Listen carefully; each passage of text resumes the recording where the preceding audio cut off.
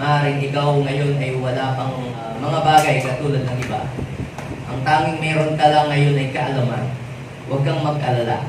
Sapagkat kung ano yung wala sa iyo ngayon, basta't meron kang wisdom, darating ang araw ay magkakaroon ka naman. Amen? Kaya iba po mga kapatid, yung yaman na pinamana lang sa iyo ng lolo mo, ng lola mo, o iyong magulang. At iba yung yaman na na-produce because you have wisdom. Bakit si Solomon ay nanagana at yumaman? Hindi po siya pinamanahan ni David ng yaman. Bakit? Sapagkat lahat ng kayamanan ni David, ito po ay kanyang ginather para ipagpatayo ng templo. Kaya walang naiwan sa kanya. Pero si Solomon ay nag-ask kay God ng wisdom, humingi siya sa Diyos.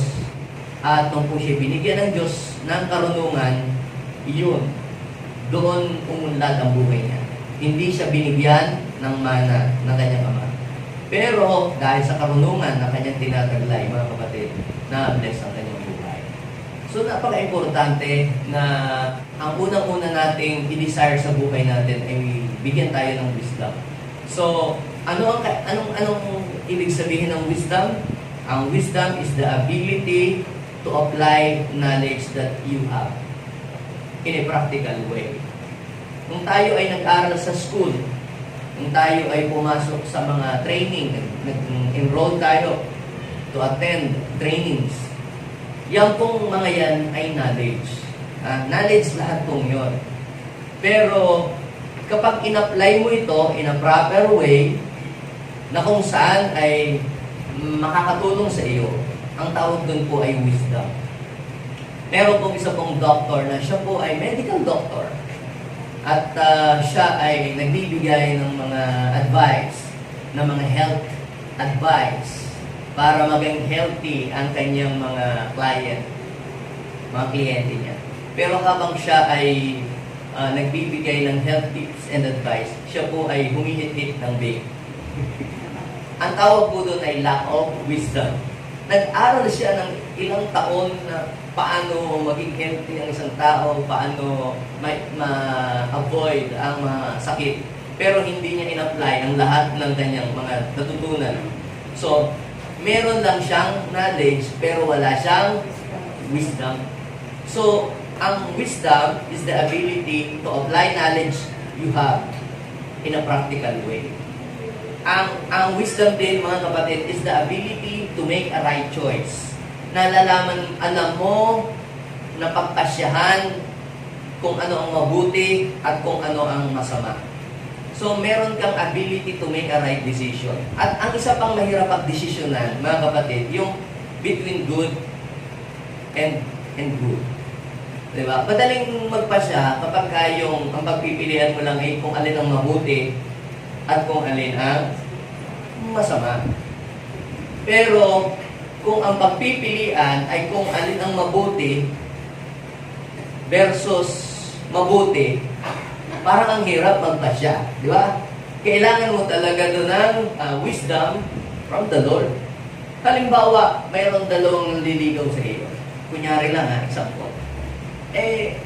Pareho silang madasal. Pareho silang nagbabasa ng Bible.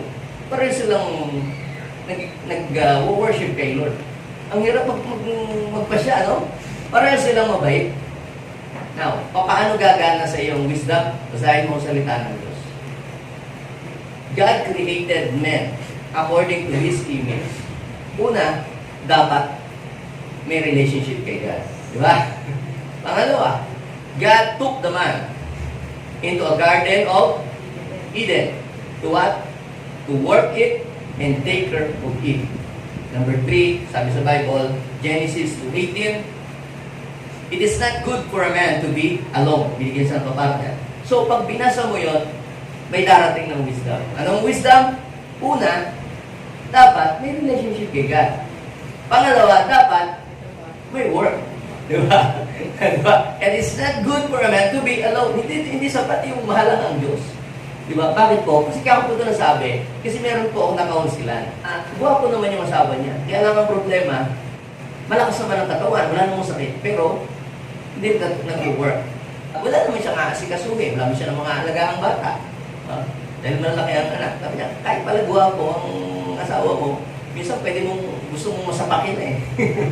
Pagka ayaw kumilos, no? So ano mong ibig kong sabihin, madaling magpasya between good and bad. Pero yung between good versus good, medyo mahirap talaga, diba? Sa trabaho, parehas naman na maganda ang offer. Diba? Kaya lang, parang ang hirap magpasya, no?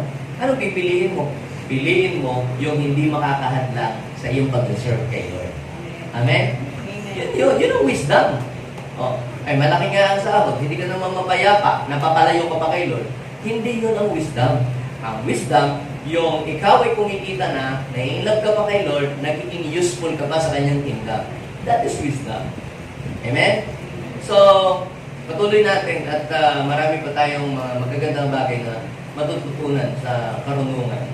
Okay? Ang pamagat naman, ang isi-share ko po sa inyo ngayon ay growing in wisdom. Sabihin mo sa iyong katabi, kapatid, God wants you to grow in wisdom. So, ang wisdom pala, mga kapatid, para yung halaman na hindi natanim, na ito ay nag-grow, tumutubo, na bubunga, hanggang sa ito ay mag-produce ng mga magagandang bagay sa ating buhay. So, Lucas chapter 2, verse 52. Basahin po natin. And Jesus grew in wisdom. Ano daw? Jesus grew in, saan daw nag-grow si Jesus? Sa wisdom. And stature.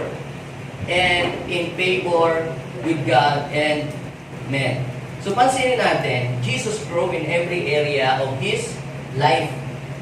Hindi siya nag-grow lang sa isang bagay, tapos bonsai sa isang bagay. Marami na Kristiyano nag-grow sa isang bagay, pero pagdating sa ibang bagay, hindi nag-grow. Nag-grow sa spiritual, maraming mga alam na verse, marunong naman mag-pray, pero when it comes to handling finances, hindi siya nag-grow doon, magastos pa rin. Ibig sabihin, hindi talaga totally nag-grow. So, ang gusto ng Lord, mag-grow tayo in every area of our lives. Hindi lang tayo mag-grow sa spiritual, mag-grow din tayo sa relationship, sa ating kapwa, sa ating mga kasambahay, sa ibang mga tao. So, God wants us to grow in every area of our lives. Especially, number 1, pagdating po sa wisdom.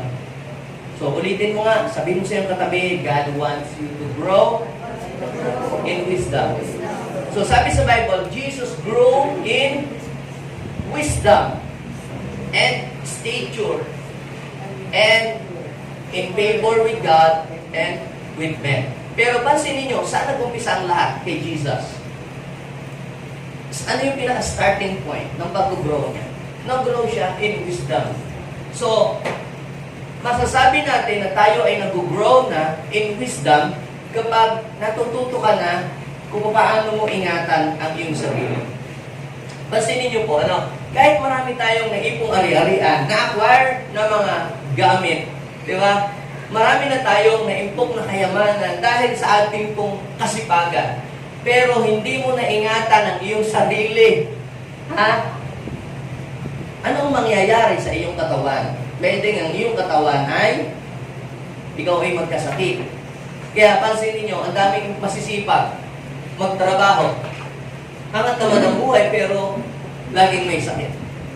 Di ba paano, minsan, sa sobra po nilang sipag, hindi na nagpapahinga. Sa sobrang nilang daming trabaho na ginagawa, nakalimutan nilang na kumain sa tamang oras. Meron nga pong isang na ang lakas ng kumita. Pero ang naging kapalit nun, yung health naman niya, bumagsak. Kasi, lagi siyang napupuyat. So, ang tawag doon ay hindi ginamit yung karunungan. So, pagka tayo po ay may wisdom, maapektuhan ang iyong physical, ang iyong sarili. Iingatan mo yan. Okay? At sabi, you will grow in favor of God and with men. Now, so how to acquire wisdom? Paano ba natin ma-acquire ang wisdom? So, yung knowledge and wisdom is different. Magkaiba po yung wisdom tsaka po yung knowledge. Hindi po ibig sabihin, halimbawa, kayo po ay laging na-honor sa school, automatic, may wisdom ka na agad. Kasi, iba naman po yung marunong mag-memorize at saka yung marunong mag-analyze. Magkaiba po yun. So, pag sinabing wisdom, ikaw ay marunong ka mag-analyze. Yan. Ang wisdom ay tumatanggi sa masama. Diba? Ano ang manifestation ng wisdom? Last Sunday, we talk about a primary manifestation. Meron siyang pagkilala, banal na pagkilala sa Diyos. Ang divine wisdom, siya ay tumatanggi sa masama. Pag alam niyang yun ay masama, alam niyang yun ay illegal na bagay, siya ay hindi niya ito kinukuha o hindi niya tinatanggap.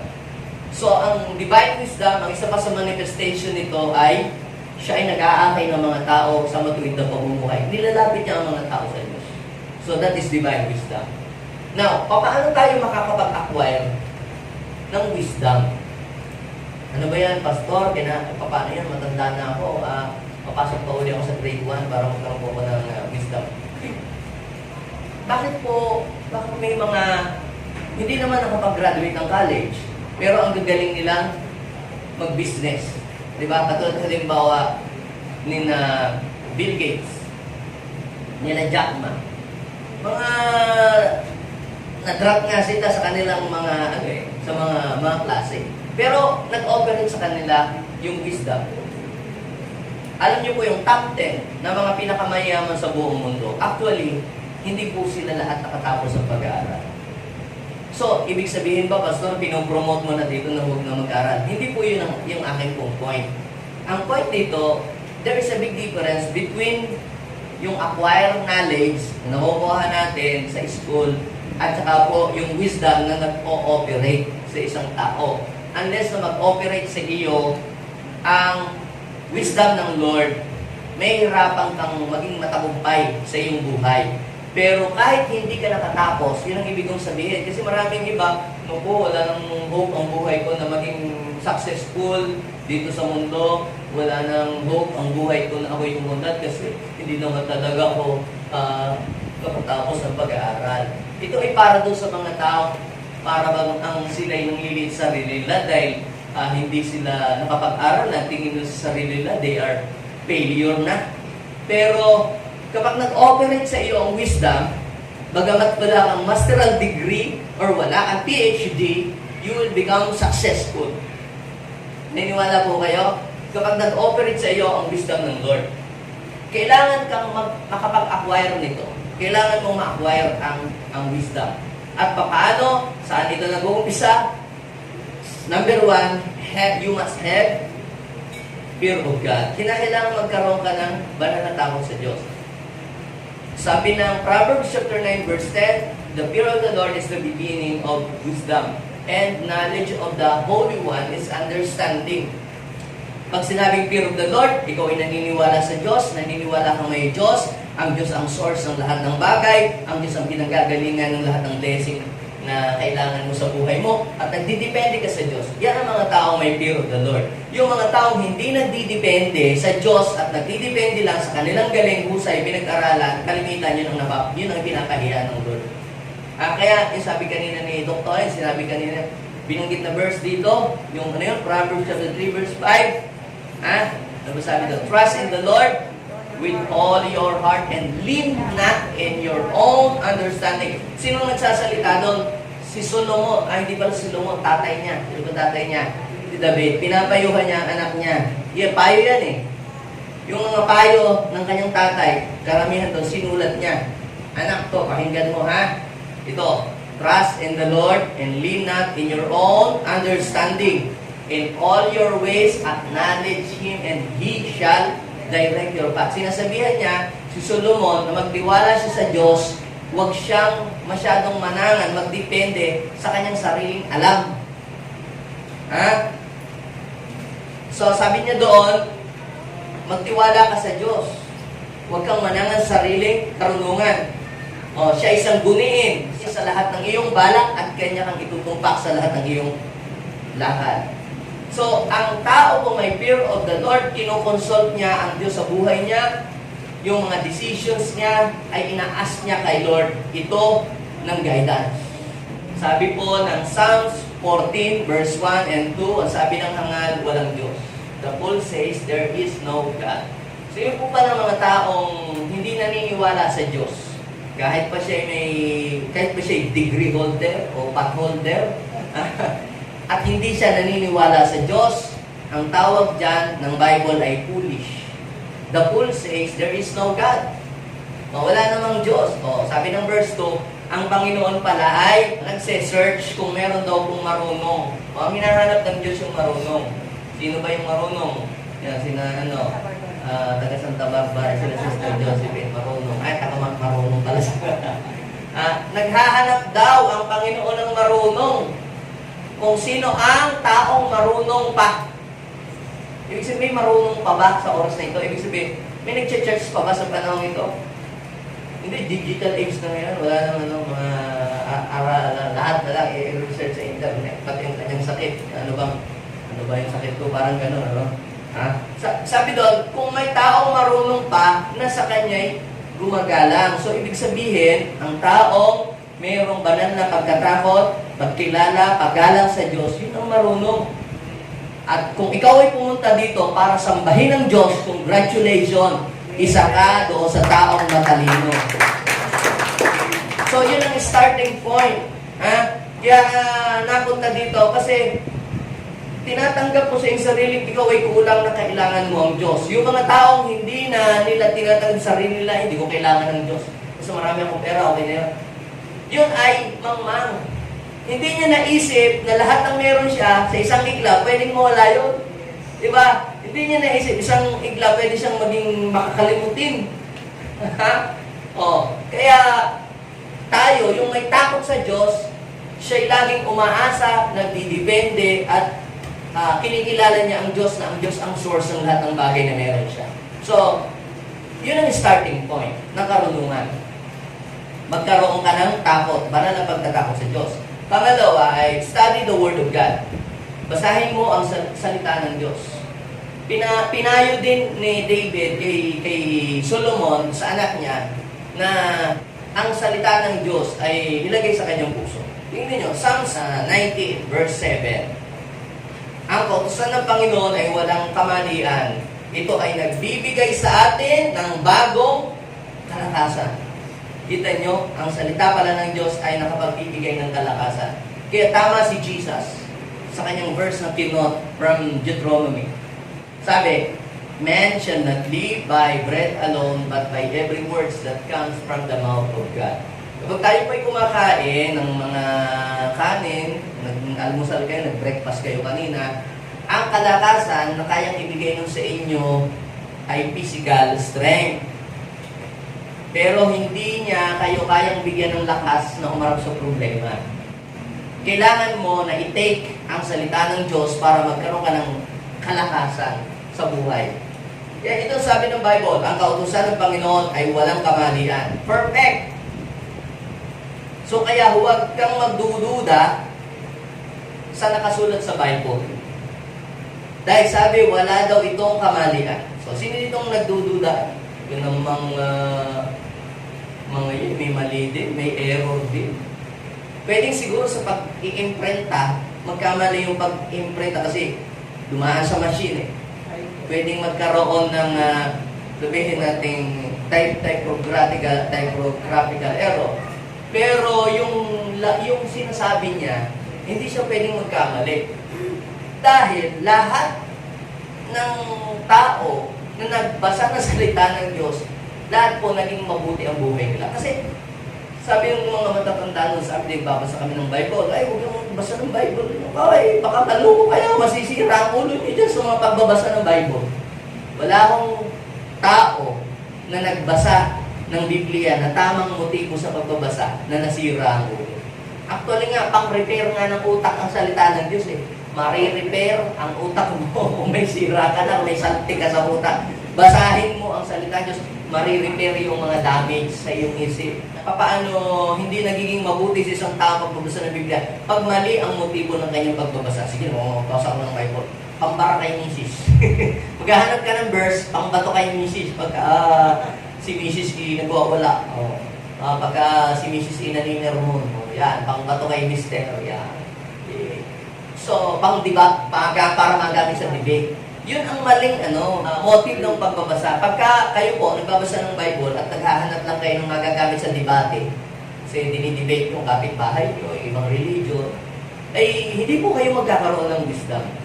Kasi isipin nyo, tingin nyo sa inyo sarili kayo yung pinakamagaling. Paano dadaigin yung mga taong yun? So, ang proper na way ng pagbabasa ng salita ng Diyos ay binabasa mo siya para malaman mo kung ano yung i-a-apply mo sa buhay mo. Paano ka makakapamuhay na nakakalugot sa Panginoon. At yun, magkakaroon ka ng wisdom. Paano mo malalaman ang kalooban ng Diyos? Pag tama ang layunin mo sa pagbasa ng Biblia, darating sa iyo ang karunungan. Kaya pag ang lagi mong pagbabasa ng Bible, yung ikay mamimiloso po, lagi mong didibatin ibang relihiyon, katusuhan lang ang dadating sa iyo. Kapilosopuhan lang. Magiging pilosopo ka lang, pero wala ka namang wisdom. Okay? So sabi doon, ang kautusan ng Panginoon po, walang kamalian. Ito ay nagbibigay sa atin ng bagong buhay. Kita nyo, ang Word of God, yan ang nagbabago ng buhay natin. Bakit? You cannot change yourself until you change your mind. So ang salita ng Diyos, pag binasa mo ito, when you read it and meditate on it, babaguhin niya ang iyong isip. Kung may maling kamada, mali kang takbo ang iyong isip ay mali, so i-arrange ito sa salita ng Diyos. So ang mga turo ng Panginoon ay mapagkakatiwalaan. Sabi. Kaya paghawakan mo, pagka may pangako ang Diyos na binigay sa iyo, na nagrema sa puso mo, nag-strike sa heart mo, panghawakan mo yun. Totoo yun. Mapagkakatiwalaan. Hindi yun kasinungaling. At nagbibigay, yun ang matindi, at nagbibigay ng karunungan sa mga walang kaalaman. Meron po akong kaibigan na pastor, siya po ay ngayon nagpapastor sa Isla Verde. Actually, grade 1 lang talaga ang kanyang natapos. Pero nakakapagsulat naman. Hindi naman siya no read, no write. Yun nga na, pag nagsulat siya ng pangalan niya, may capital, may small, parang sulat na bata. Tapos hindi siya magaling mag-English. Nung siya po ay ma-born again, nagbasa siya ng Bible. Nagbasa ng salita ng Diyos, nakapag-memorize siya ng mga verses. Alam niyo po, dumating sa kanya ang wisdom ng Diyos. Siya po ay naging advisor, siya po ay naging pastor, nag-lead siya ng mga tao. Doon nga po sa aming lugar, doon sa school na pinasukan ko, ginawa pa po siyang PTA president. At pagka ang mga teachers ay mayroong mga plano sa pang hinihinga ng advice. Imagine nyo yung mga teacher, nag-graduate sila, mayroong doctoral degree, may master degree. Sa kanya pa nahingi ng advice kung anong gagawin.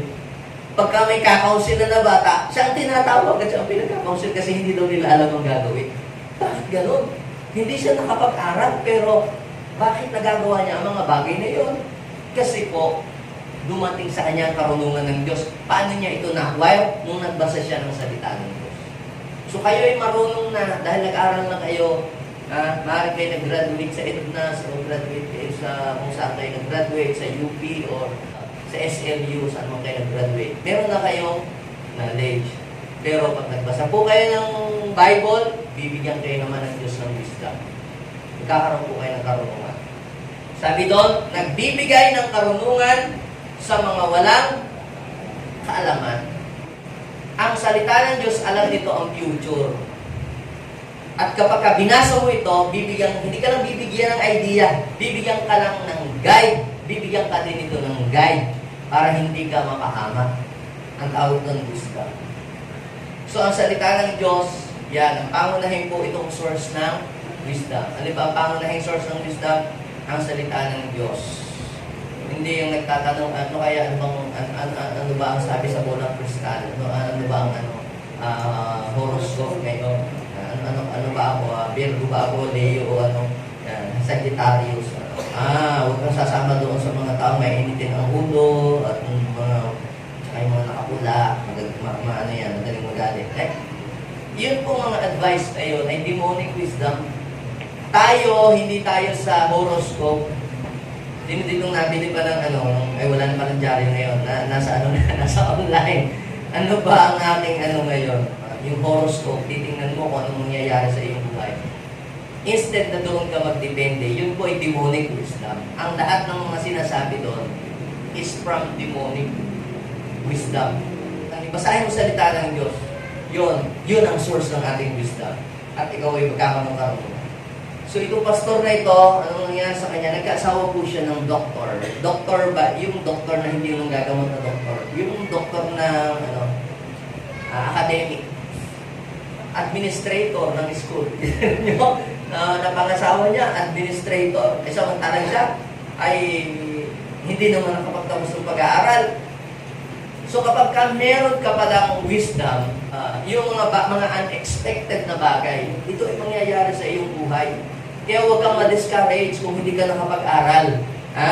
Si Lord ay nagbibigay ng wisdom. At yung wisdom na yun, pag yun itinanggap mo, hindi mo alam kung ano yung magagawa nito sa iyo. Pangatlo ay listen to wise advisor. Sabihin mo sa iyong katabi, listen to the wise advisor. Who is the wise advisor? Number one, the wise advisor, yung tatay at nanay mo.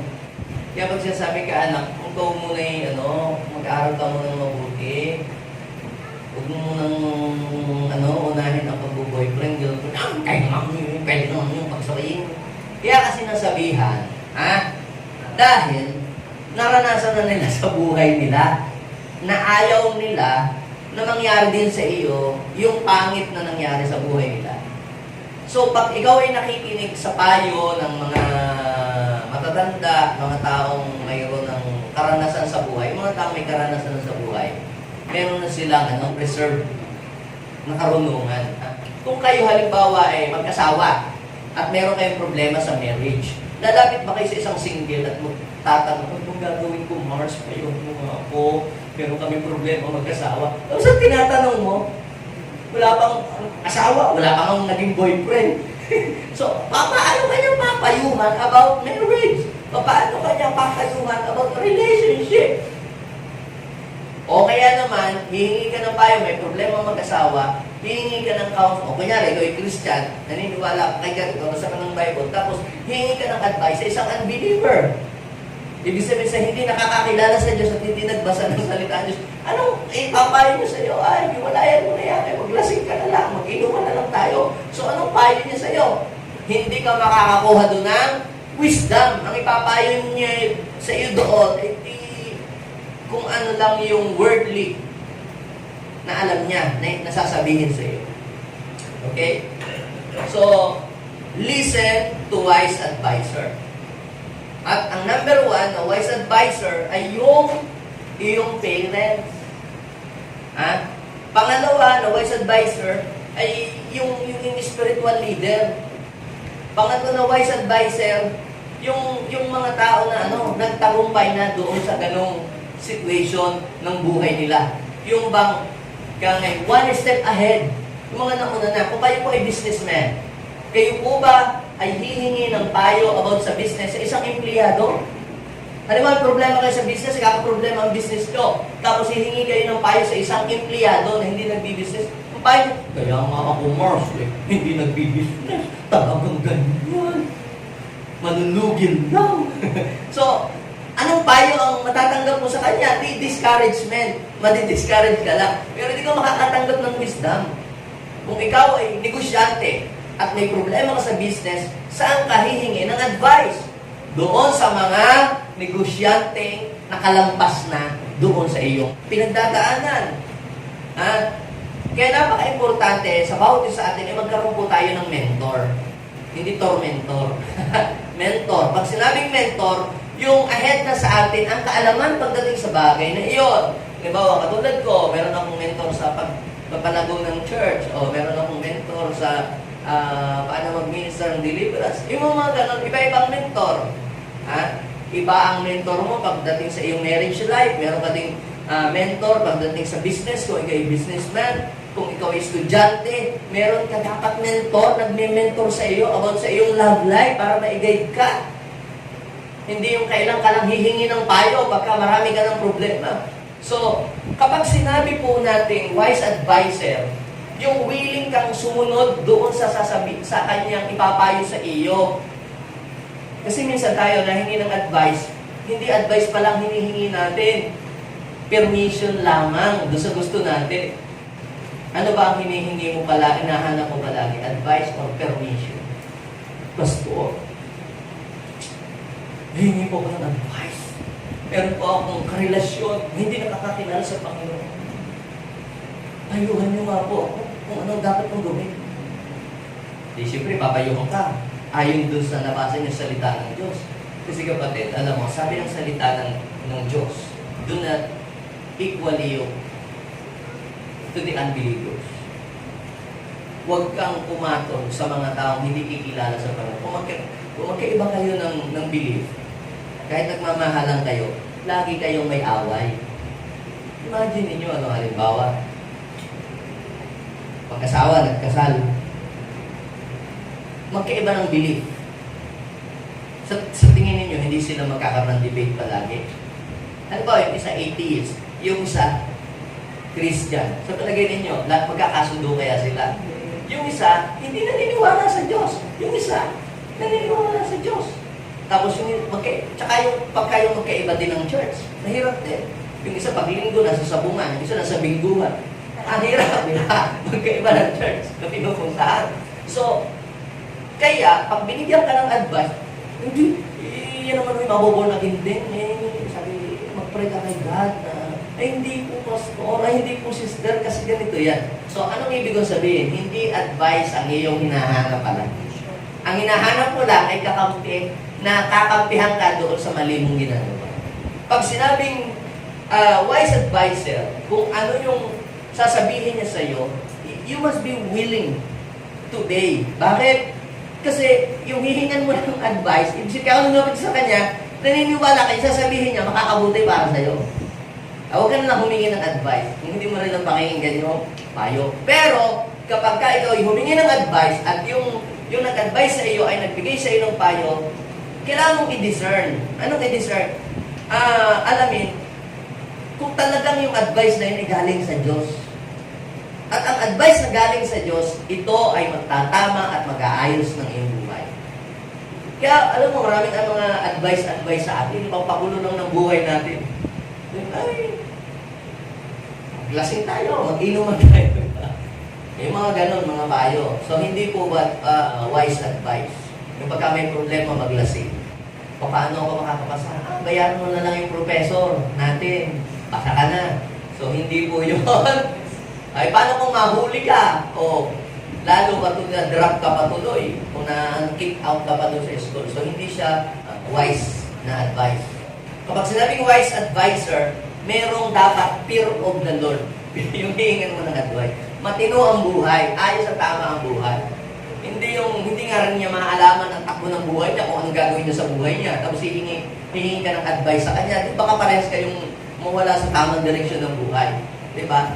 So, maraming pwedeng maging advisor natin sa buhay natin. Kayo mga young people, find a good advisor. Kumanap kayo ng mga mentors.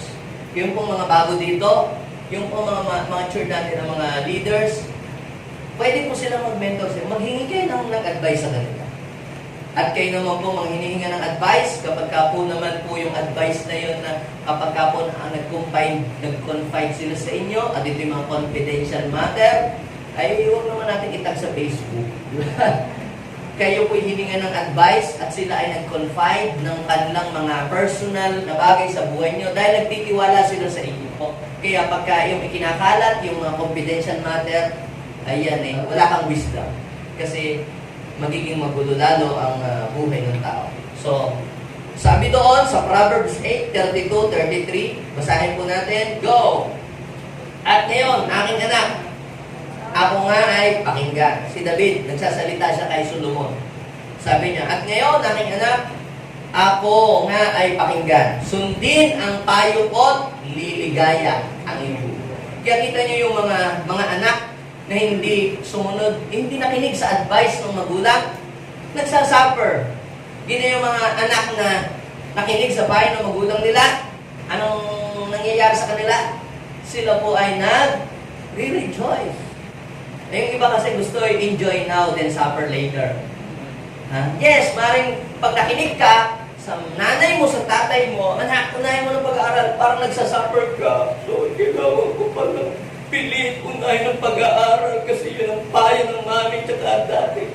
Parang ikaw ay nagsasuffer sa simula. Pero pag nakatapos ka, naging successful ang buhay mo, yan, you will enjoy later. At yung mga hindi nakinig sa advice, hey! Kung gusto ko, gagawin ko, gusto ko sila ako masaya. Ayun. Hindi nakapagtapos ng pag-aaral, tapos anong nangyari? Then, nagsasuffer sila later on. Tapos sasabihin, kung nakinig lang ako sa payo ng nanay ko, tatay ko, tinapos ko pag-aaral ko, hindi ko pinunta ang mga pakikipag-relasyon boyfriend, nakagisa na ako, nagkagaling na buhay. So, because you choose to enjoy now. Yung enjoy now, ang pinili mo. Then, mag-suffer ka later. Di baling mag-suffer ka for a while. Pero, ang katumbas naman ito, mag-i-enjoy ka ng mahabang panahon. So, sabi po ni Solomon, ngayon aking anak, ako ay pakinggan. Sundin mo ang payo ko, liligaya ang iyong buhay. So, ito gusto mo iligaya ang buhay. Okay? Kasi minsan, pag tayo nasa gitna ng problema, hindi tayo makapag-iisip ng maayos. Kahit ako, pastor, at ako'y nasa gitna ng pressure, hindi ko ako na maging maganda ang ano na aking isip. Naalala ko, nung aksidente ako, ang gulo ng aking isip. Kaya sabi ko, Pastor Rafael, ikaw muna magturo. Sabi ko, ikaw muna mag-lead ng prayer, baka kung anong masabi ko pa. Muna ako ng aking feeling, nagpahupa ng alis ng aking trauma. Bakit po? Kasi pag ikaw, nasa gitna ka ng problema, kahit pa sabihin natin ikaw ay pastor or whatever, or what, makaka-apekto. So, kaya, pag may problema tayo, mas maganda, mahihingi tayo ng advice sa iba. At mas maraming advisor, mas tiyak ang ating tagumpay. Ang tao pong matalino, hindi lang naniniwala sa sinasabi ng isang tao. Kung isa lang ang nagsasabi, halimbawa kayo po ay bibili online. Ano ang unang-unang titingnan ninyo? Ang nagandahan kayo sa product na gusto niyo bilhin? Yung pampakinis, pampaputi. Pampaputi kaya ako. Pampatanggal ang tagihawat. So, gusto mo siyang bilhin online. So, anong unang-unang gagawin mo? Bibili ka ba agad? I-click mo ba agad yung buy? Anong unang mong gagawin? Reviews. Maghahanapin mo yung reviews. Tapos pag nakita mo, walang nakalagay ng picture. Tapos isa lang ang nag-comment. Tapos yung account na yun bogus account. So, magdadalawang isip ka dapat. Bakit po? Hindi ka lang naniniwala doon sa mga magandang picture. So, saan ka bibili doon sa maraming nagko-comment? Maganda ito, maraming ano. Titingnan mo rin yung mga nagko-comment, baka siya din lang yun. Gumawa lang ng maraming dami account. Yung pala siya rin lang ang nagko-comment. Alamin mo rin yun. Pag iba-ibang mga tao, yung iba nga nagtatanong pa, ito ba talaga? Ganito ba talaga nangyari sa iyo? So, pag maraming nagsasabi, ang wisdom sa iyo ay mas malapit. Mas malapit ka sa karunungan. Alam niyo, ang ginagawa ng mga scammer, ganito. Huwag kang makikinig sa payo ng iba. Sa akin ka lamang maniwala. Di ba? Do not listen to the negative people. Di ba? Pero siya pala yung negative. Ganyan ang ginagawa ng mga mambubudol. Do not talk to anybody. Oy, may mambubudol, may ginto. Ikaw yung dito, mag-invest ka dito ng milyon. Huwag mo ipapaalam sa iyong mga kamag-anak. Kahit kanino, kahit ang mag-alam. Kasi mawawala, lulubog sa lupa yung ginto. Pagka sinabi mo sa iba, kaya magpalabas ka ng 1 milyon at kailangan natin maghukay. Nako, pag gano'n siya, naluloko ka na, huwag nang hingin. Pag hindi, sinasabihan huwag ka nang maghingi ng advice. Yun, sinasabing huwag ka nang humingi ng payo sa iba. Para huwag siyang mabisto sa kanya pangluloko. Kaya mas maraming pinagtatanungan, mas maraming hinihinga ng payo, mas tiyak ang karunungan. Di ba? Sa buhay natin. Kaya kita nyo, pag walang nag-a-advise, laging ang ating mga ginagawa laging sablay. Ikaw ay nagiging hari ng sablay. Okay? So sabi doon, upang maging matalino, verse 33, anong gagawin? Upang maging matalino, ang turo ko ay dinggin mo at huwag mong pababayaan, nilalayon ito. So kapag tayo po nakakarinig ng preaching, yan ay wisdom. Kapag sinusulat mo, kasi nakakalimutan natin, yan na yung wisdom. Kapag ina-apply natin sa buhay natin. So, ang paghingi po ng payo sa mga tao kung may malawak na kaalaman, mga kapatid, at karanasan, yan po ay nakapagdaragdag ng wisdom natin. Saan ka makikinig at saan ka maniniwala? Doon sa taong nakarating na. Doon sa mga taong nakaranas na. Doon sa iyong pupuntahan. Halimbawa, kayo po ay pupunta sa isang bansa, kunyari Japan. Gusto niyo mag-work sa Japan. Saan ka hihingi ng advice? Sa iyong kapitbahay na hindi pa nakatungtong ng Japan? Wala kang passport yun. Maganda bang mag-work sa Japan? Yun. So, anong advice ang maibibigay niya sa iyo na maganda? Wala. Saan ka magtatanong? Doon sa mga taong 20 years na doon, nag-work na doon, di ba? Doon ka magtatanong at doon ka hihingi ng advice. Then, ikaw ang magpapasya ayon doon sa mga nakolekta mong mga knowledge sa kanila. So, that is wisdom. Yung basta ka lang susugod sa abroad, maganda doon sa Canada kasi yung kapitbahay namin, yumaman, abroad, kung sa Dubai. So, sige, sugod ka rin, sugod. Alam naman minsan, yung mga tao, mga Pilipino, pag masyadong pasikat, ang sasabihin lang sa iyo yung mga magaganda. Di ba? Pakinggan mo rin yung mga negative side, hindi lamang yung puro positive side. Baka pag mas marami pa sinasabing negative kaysa sa mga magagandang side, baka po pwedeng ikaw huwag kang magpadalos-dalos sa iyong pagpapasya. So, pangapat, learn from your past experiences. Learn from your past experiences. Sabi ng ating mga naririnig na, experience is the best teacher. Yan. Pero actually, hindi nga best teacher yung experience Worst teacher na yun. Dahil siyempre, kinakailangan pang ikaw ay ma-scam ng 10 beses, mabudol ng 5 beses, then, natuto na ako. Ganun. But learning from other people's mistakes and past experiences is the best teacher. Matuto ka sa karanasan ng ibang tao. Yung sinasabi nila, so may iwasan mo na hindi ka na mahuhulog doon. Okay? Tayong lahat, marami tayong mga bad decisions sa buhay. Sige, inaamin niyang nakapag-commit siya ng mga bad decisions sa buhay niya. Yes, tayong lahat. Ako, nakapag-commit din ako ng mga bad decisions sa buhay. Lahat tayo. Pero, mga kapatid, kailan iyan nagiging foolishness at kailan niyon nagiging wisdom sa buhay natin? Kapag yung mga dinaanan mong yon, dumaan ka doon at natuto ka, nakakuha ka ng lesson, meron kang natutunan na aral doon sa nangyari sa iyo. Halimbawa, nag-business ka, nalugi ka, may aral kang natutunan. Lumapit sa iyo, dinramahan ka, tapos bigla mo agad pinautang, binigyan mo ng libo-libo, tapos biglang tinakbuhan ka, na noon oras mo lang na nakilala.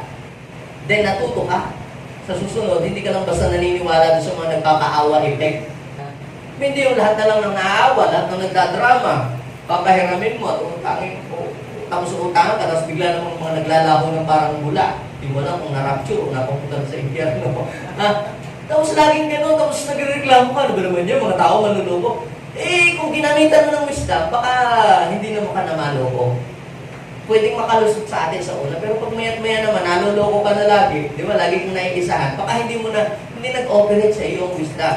Kasi po, mga kapatid, para sa totoo lang, para tayo ay magkaroon ng wisdom, kinakailangan ka talagang dumaan din doon. Di ba, masabi ng mga magulang na pag ako'y sumagkagat, umunlad at yumaman ako, hindi ko ipaparanas ang lahat ng hirap ni katiting na hirap sa aking anak.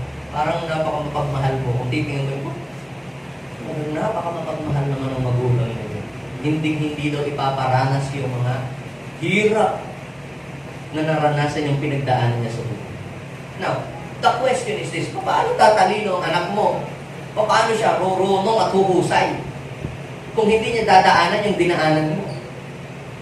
Bakit kayo humusay? Bakit kayo tumalino? Bakit kayo dumuno?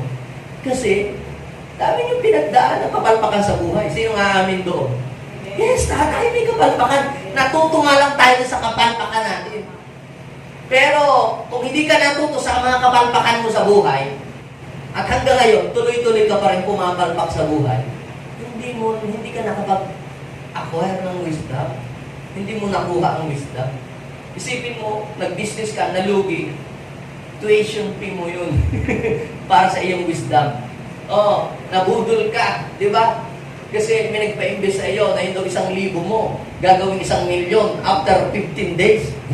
Pwede kong gawin 10,000 para may 10,000,000 ako after 15 days. 15 days. Oh, hindi ka na nag-analyze, hindi ka nag-isip.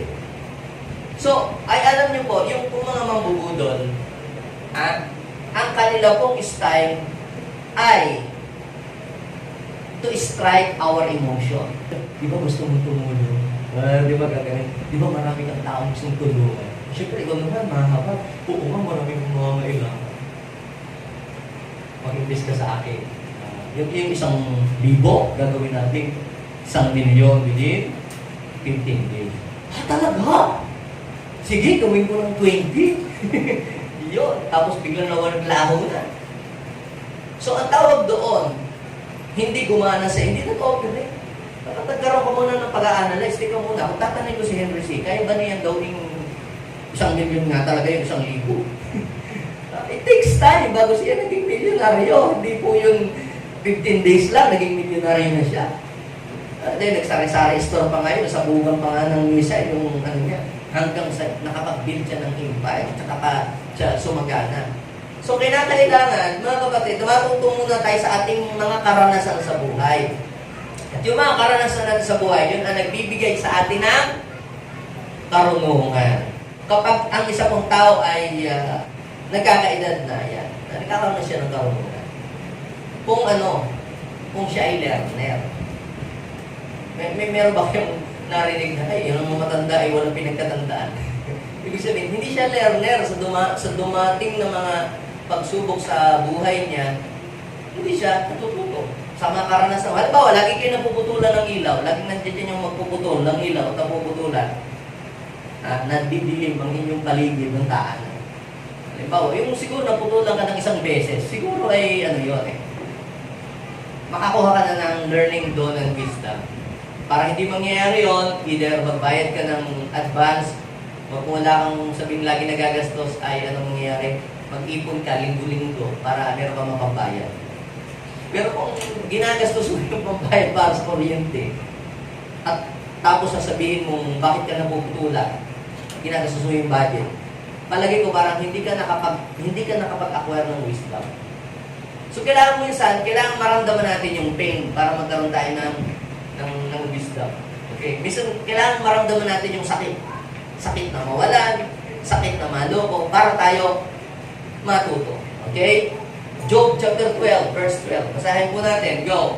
Ang matatanda. Bakit ka tumingin sa iyong katabi? Ang matatanda ay may taglay. Yung word ng mga matanda is does not mean old. Ibig sabihin ay, pag sa'yo matanda ay ito mga talagang mga karanasan, matured na sa buhay. Okay. Ang matatanda ay may taglay na karunungan. Pinalawak ang unawa sa haba ng karanasan. So, bakit tumalino? Bakit lumawak? Ang kaalaman. Kasi, dami niya ng karanasan sa buhay. Bakit si Bishop?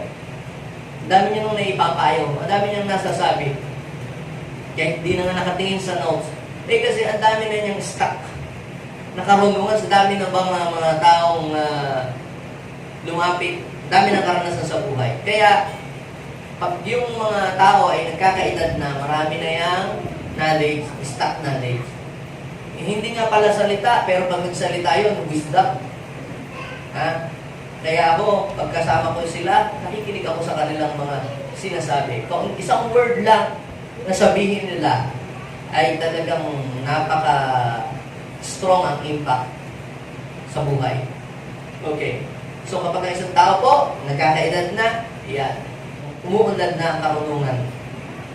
Kung ikaw ay wala pang karanasan sa buhay, hindi ka pa masyadong talagang full of wisdom. Pero pagka ikaw ay nagkakaedad na, yan, maano na ang karunungan mo. Kung ikaw ay learner.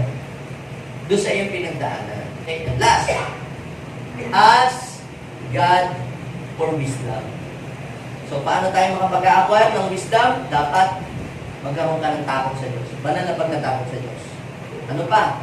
Kinakailangan, basahin mo lagi ang salita ng Panginoon. Hindi naman puro Facebook lang, tsaka puro drama lang yung papanoodin, tsaka tulpo. Okay? Basahin mo ang Biblia. Bibigyan ka ng salita ng Diyos ng karunungan. Basahin niyo po. Mangungusap si Lord sa inyo at bibigyan kayo ng karunungan. Ano pa? Makinig sa mga payo ng mga marurunong, yung mature, advanced, at meron ng napatunayan sa buhay. Kaya makinig ka doon, tatalino pa. Kumuha ka ng mga mentor na magme-mentor sa iyo. At ano pa, kinakailangan mo matuto sa mga karanasan na dumating sa iyong buhay. Nagka-boyfriend ka, ay nakilala mo naman sa online, bigla agad yung sinagot agad, di mo naman.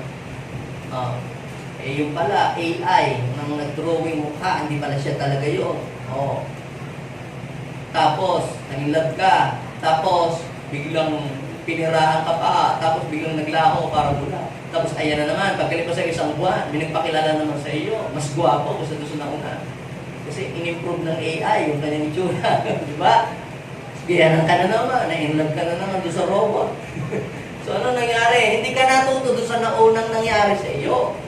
Pwede kang mag-fail sa una, pero kung nakakapag-10 beses ka na, 20 beses na paulit-ulit na ganun sitwasyon, ibig sabihin, hindi mo nakuha ang wisdom sa karanasan na dumating sa iyong buhay. Number 5, ask God for wisdom. Sabi po ng James 1, verse 5. Ano sabi? Kung kulang ng karunungan ang sino man sa inyo, ano daw gagawin? Humingi siya sa Diyos. Nahihingi pa na yan. Kaya araw-araw, Lord, give me wisdom. Hindi ko po alam kung ano po ang gagawin ko. Give me wisdom sa work na akin pong tinatrabaho ngayon. Give me wisdom sa pag-lead ng mga tao. Give me wisdom sa pagsasalita. Kasi alam nyo, minsan yung mga sinasabi natin, nonsense. Walang ka-wisdom. Kaya instead na ma-bless ang tao, makuha natin yung favor of men, wala. Na di-discourage dahil sa mga salita na sinasabi natin na walang ka-sense, nonsense. Pagbibiro na hindi naman, wala namang katuturan, nonsense. Lack of wisdom. Yan. Alam niyo po, yung mga may wisdom, ang mga biro nila, yes, parang biro siya, pero may dating, di ba? Parang merong lesson learned kapag pinakinggan mo yung kanilang, kahit joke nila. Okay? Ngunit kung kulang ang sino man ng karunungan, ano daw gagawin? Humingi siya sa Diyos. Ang Diyos sagana mo bigay at hindi nanunumbat. Kaya sabihin nga natin, Lord, yan, ilihens mo sa ang iyong ulo, give me wisdom daily. So, i-practice natin. Pag-ising natin sa umaga, huwag mawawala sa prayer natin na, Lord, bigyan mo ko ng wisdom. Iba yung wisdom kahapon, pwedeng matalino ka kahapon, pero maging bobo ka bukas. Ha? So, anong ibig sabihin? Ang wisdom, kinakailangan natin hilingin din yan araw-araw sa Diyos. Kung paano humihingi ka ng kalakasan sa Diyos araw-araw, kailangan din natin ng wisdom araw-araw. Hindi lang para makasurvive, kundi para din tayo ay makaiwas sa mga manluloko sa buhay natin. Na yun ay padala ng kaaway. Now, the question is, what God's wisdom can do to us? So ano ba ang kayang gawin ng karunungan sa buhay mo? So habang binabasa ko po yung story ni Solomon, nung po siya ay bigyan ng Diyos ng wisdom, ano ang nangyari sa buhay niya? Tingin niyo po, sa Tagalog na lang muna natin basahin. 2 Chronicles chapter 9, verse 22 and 24. Sabi doon, si Hari Solomon ang pinakamarunong at pinakamayaman sa lahat ng hari sa buong mundo. Verse 23, kaya pinupuntahan siya ng mga hari buhat sa iba't ibang panig ng daigdig upang makinig ng karunungan na ibinigay sa kanya ng Diyos. Bawat isa ay nagdadala ng regalo, mga kasangkapang ginto at pilak, mga damit, mira, mga pabango, mga kabayo, mola. Nagpapatuloy ito taon-taon. Unlimited. Tuloy-tuloy. Now, may apat na mahalagang bagay kayong matututunan dito na gagawin ng wisdom kapag ka ang wisdom ay napunta sa inyo. Dito. Number one, sulat niyo po. Number one, ito. If you have wisdom, you are head to others. Ha? Kapag ikaw ay may wisdom, ikaw ay angat. Ikaw ay mauuna, mahigit ka sa iba. Kita nyo, alam mo, sa klase, yung pinakamagaling, siya ang angat doon sa hindi masyadong magaling. So, gayon din ang wisdom. Pag ikaw ay may wisdom, ikaw ay magiging angat ka sa iba. Basahin nyo po, 2 Chronicle 9:22. So, King Solomon became richer and wiser than any other king on earth. Than any other king on earth. Marami namang hari, pero ba't angat siya kaysa iba? Kasi nga, dahil doon sa wisdom na ibinigay sa kanya ng Diyos. Oh, marami namang engineer dyan, marami namang teacher dyan, marami naman diyang architect, marami naman diyang doktor. Pero pag meron kang wisdom, angat ka sa kanila. Di ba? Nakahabunin nyo? Angat ka sa kanila. Marami namang negosyante, marami namang tendera dyan. Pero pagka ikaw ay may wisdom, angat ka sa mga yan. Yun, ang ibig sabihin nun. Pangalawa, if you have wisdom, you will become wealthy. So, hindi naman ibig sabihin manggagansyo ka o mangbubudol ka para ikaw ay yumaman. Hindi yun eh. Yung nagtatrabaho ka ng marangal, ginagamit mo yung ability na meron ka, yun ang magpapayaman sa yung talent mo. Magaling ka ba sa sales? Magaling ka bang mag-manage ng tao? Magaling ka bang magluto?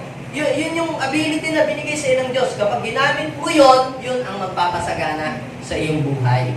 If you have wisdom, you will become wealthy. Tingnan niyo sa verse 22.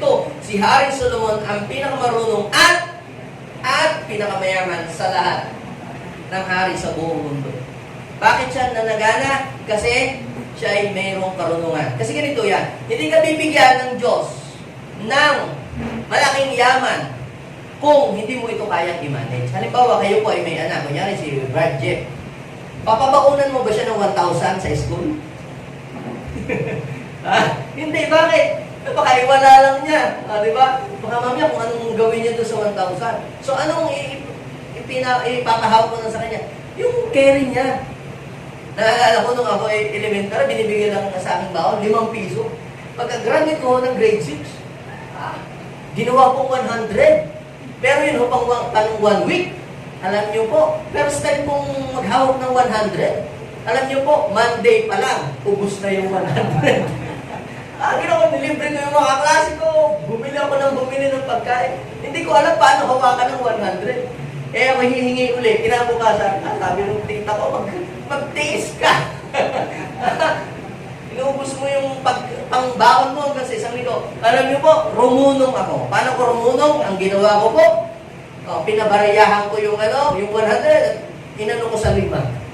20-20 lang ang dinadala ko, iniiwan ko yung 80. Di wala makapagpalibre. So, wisdom. Ang wisdom, yung natututo ka doon sa nangyayari sa iyo. So, at si Lord, hindi ka bibigyan ng maraming papangasiwan. Halimbawa, maraming mga tao. Kung hindi pa enough yung iyong wisdom, parang ganito, huwag kang magalit, ba't ka hindi pinopromote? Idagdagan mo yung iyong wisdom, umatid ka ng maraming mga training, mag-acquire ka ng maraming mga certificates and learnings. At alam nyo, mapapansin ka ng iyong boss, mapapansin ka ng yung employer, ng yung supervisor, na angat ka, iba kang magsalita, iba kang magplano, magdesisyon. Then, promotion will come automatically sa iyo. Hindi ho yung dahil matagal ka na dyan sa trabaho, kaya kayo po-promote. Dahil natuto ka na master mo na yung trabaho mo, kaya ka na po-promote. Are you with me? Hindi dahil matagal ka na, kundi dahil na-master mo na yung ginagawa. Natuto ka na. Okay? Ganon din sa mga tao. Hingi ako ng hingi sa Panginoon. Bigyan mo ko maraming mga churches, maraming mga outreaches, mga pastor. Wala akong hindi dumadating sila. Sa mga ginawa ko, nagbasa ng libro, umatid ng training, at automatically dumating sila. Binigyan tayo ng Lord ng maraming mga churches at nag-multiply yung mga tao. Bakit? Kasi po, napansin ko, yung mga pastor, tanong lagi ng tanong sa akin. Anong gagawin dito? Paano yung mamanage ito? Anong gagawin sa Pinas? Laging ganun ang tanong. Sabi ko, kung noong panahon una-una, nung mga siguro, mga 3 taon pa lang akong nagpapastor, hindi ko rin alam kung ano sasabihin ko sa kanila.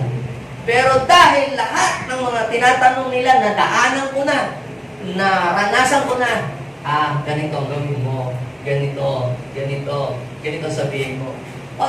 At inia-apply, nagiging maganda ang resulta. Ang tawag doon, wisdom. So, kaya naintindihan ko, Lord, hindi pala dapat kang magmadaling hingin mo isang bagay o promotion. Ang kailangan mo mag-increase ang wisdom. Mag-increase ka lang pala ng wisdom and automatic, ikaw ay pagpapalain ng Diyos. Promotion will come.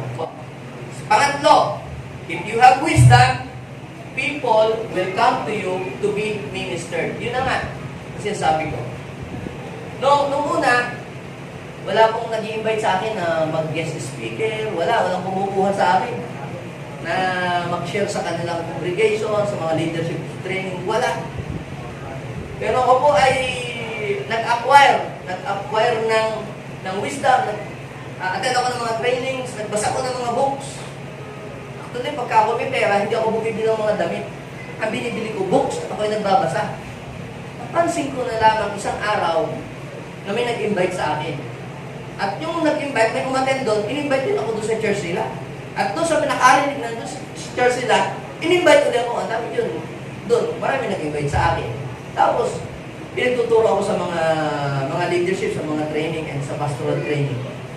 Sabi ko po, ganito pala, kapag ikaw pala ay nag-acquire ng wisdom, kahit di mo sabihin, yun mo na kayo, pwede ninyong gawing speaker dyan, hindi kailangan magparinig ng gano'n.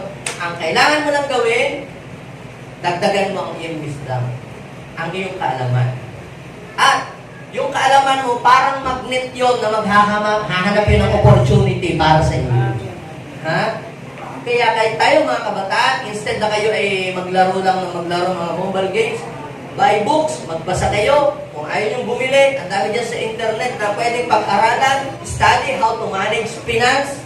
Study how to cook. Yung mga ganun.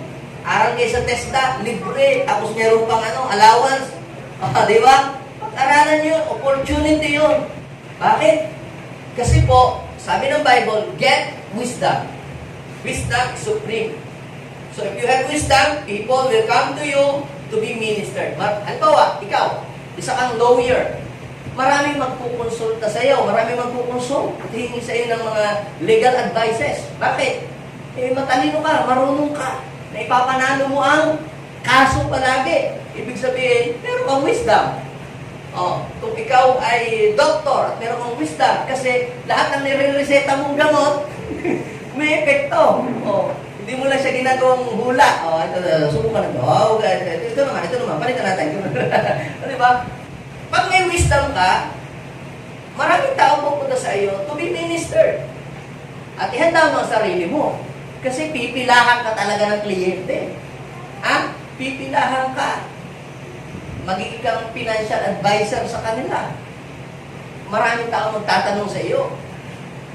Yan. Si Solomon, sabi po sa 2 Chronicle, chapter 9, verse 23, kings from every nation. So maraming taong lalapit sa iyo, hihingi ng advice. Paano mo nagawa yun? Huwag ka naman maging madamot. The more na sinishare mo yung iyong knowledge, the more na mag-i-increase din yung iyong madadagdagan ka. Iba, ayun na ipagsabi. Kasi baka ako gayahin, baka ako Alam, pag ikaw ay nagbibigay ng payo, ikaw ay magiging highly recommended. Magaling mo. Doon ka lumapit yun ay mahusay yun. So, you will become highly recommended. Okay?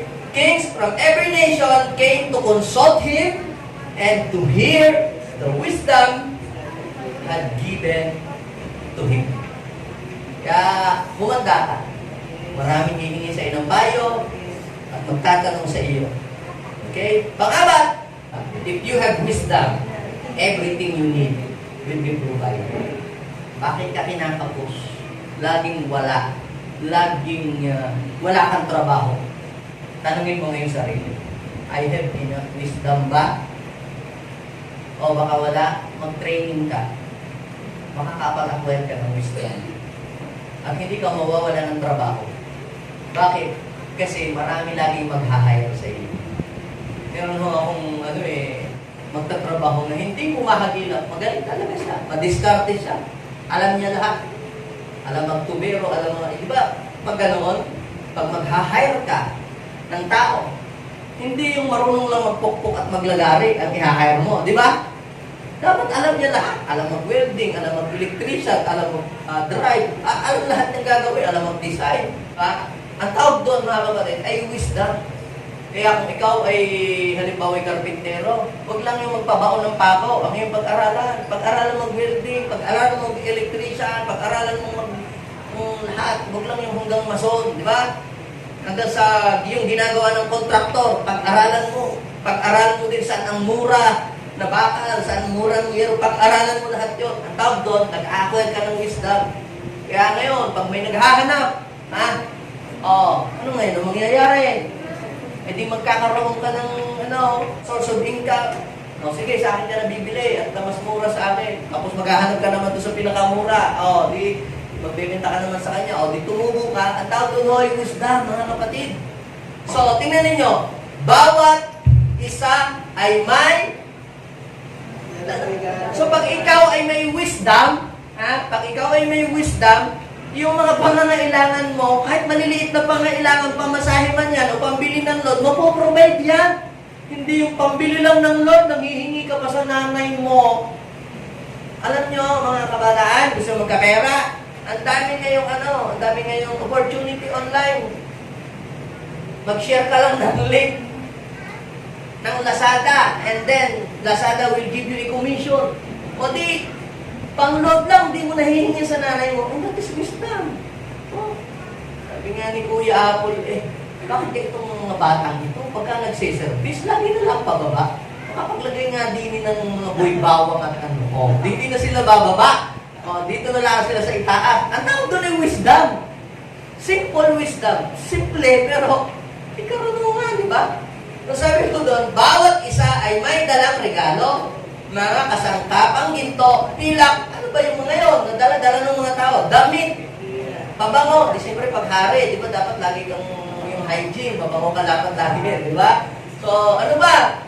Mga kabayo, di siyempre dapat may sasakyan ka, di ba? Paano kapag pupunta ka doon sa ibang bayan, wala kang magamit, so dapat, tignan nyo ha, pangangailangan yun. So, nagpapatuloy daw po ito taon-taon. Anong ibig kong sabihin dito? Pag may wisdom ka, hindi ka magkukulang sa iyong pangailangan. Tiyak, lagi kang may pagkain sa iyong kapag. Hindi ka magugutom pag ikaw ay may wisdom. Yes! Kahit ikaw ay yung nagseserve ka kay Lord, hindi ka magugutom pag meron kang wisdom. Bakit ka magugutom? Baka wala kang wisdom. Subukan mong mag-follow up, mga alas 7. Oy, tama-tama, pastor! Nag-direct lang. Wala kang makain, putang mga alas 12. Hindi, joke lang yun. Nagugutom ka ba? Magpadap ka mga alas 3. Yan. Kaya lang, puro soft drinks ang ihahain sa iyo. Lahat, ininom mo lahat ng soft drinks sa bahay na pinuntahan. Joke lang yan. Pero ano pong ibig kong sabihin? Hindi ka talaga pagkukulangin. Hindi ka talaga magkukulang pag meron kang wisdom. Kunyari, ikaw ay karpintero. Kaya lang, hindi mo karpintero ang aming kailangan. Kailangan nung namin, mason, yung nagsisiminto. Marunong din ako niyan. Kaya lang, hindi mo lang yan. Kailangan din mo namin ng tubero. Marunong din ako niyan. Kaya lang, kailangan mo namin dito yung wewielding nga. Dahil mga bakal na po ngayon, hindi lang. Marunong din ako niyan. Yan ang ibig sabihin ng acquire more wisdom. Ay, sorry po. Humanap na lang po kayo ng iba. Di ba? Meron nga po akong kaibigan na pastor. Pastor siya, pero may business siya. Ngayon, lahat ng hinahanap ng mga tao, wala, pero hindi niya sinasabing wala. Ang ginagawa niya, hintay muna po, maghintay lang po kayo ng 15 minutes at kukuhanin lang mo sa bodega. Yung pala, wala talaga siya. Anong ginagawa niya? Pumupunta siya doon sa kabilang tindahan. At doon siya bumibili para ibigay doon sa kanyang customer. Ay di, Anong ibig sabihin nun? Alam niyo na ang kasunod. Hindi siya nakakabenta. At siya ibigyan naman ng kabilang tindahan ng komisyon. Anong ibig kong sabihin? Pag ikaw ay may wisdom, hindi mo i-reject ang opportunity na darating sa iyong buhay. Pag ikaw ay may wisdom, kung ano ang kailangan ng tao, meron kang solution sa problema nila. Amen? Sinong gusto ditong makapagbigay ng solution sa buhay ng ibang tao? So, yan ang kailangan natin. If you want your needs to be provided, ikaw ay sumagana ang buhay, ang isipin mo muna hindi yung paano ka yayaman. Ang isipin mo, how to solve many people's problem. Isipin mo, paano ba isosolve ang problema ng mga tao sa barangay namin? Paano ba isusolve ang problema ng mga tao sa school namin? Sa school namin, laging walang ballpen ng mga kaklase ko. Pagka nag-e-exam, nangingi ng papel. Kumanda kayo sa Lunes. Magtitinda ako ng ballpen at papel. Wisdom yun, di ba? Sa barangay namin, laging tatawid pa ng dalawang ilog at bibili ng mga grocery. Tatayo nga ako dito ng grocery para dito na sa akin bibili sila. So, ang tawag doon wisdom. Kapag ka ikaw ay nakakapag-isip paano masosolve ang problema ng ibang tao, then, ang tawag doon ay wisdom. Dahil meron kang capacity to solve other people's problem, then, blessing, prosperity will come to you. Katulad ni Solomon. Kita nyo? Siyempre, nagpakonsulta. Kinuha ang kanyang oras. Nagsilbi siya. Ano ang kasunod? Bilis siya. Binayaran siya. At alam nyo po, sobra-sobra pa ang binayad sa kanya. Kaya sobra-sobra ang dadating na pagpapala sa iyo pag meron kang wisdom na galing sa Diyos. Kapatid, para umunat ang buhay natin, hindi natin kay Lord, Lord, bigyan mo po ako ng wisdom. Bigyan mo po ako ng wisdom. So tayong lahat ay tumindig. Yes, Father, we thank you so much, God, sa mga wisdom na iyo pong itinuturo sa amin. Lord, gusto po namin na magkaroon ng karunungan.